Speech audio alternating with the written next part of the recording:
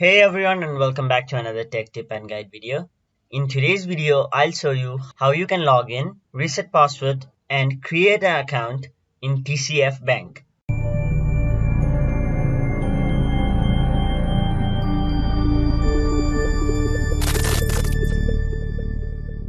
To get started, open any web browser on your mobile device or your desktop and in the web address bar, type in tcfbank.com and hit enter.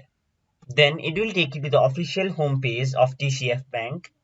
On the right side of the screen, you can see a login box where, in order to log in, you have to enter your login ID, enter your password, and click next. But in any case, if you forgot your ID, you can reset your ID by clicking Forgot ID option.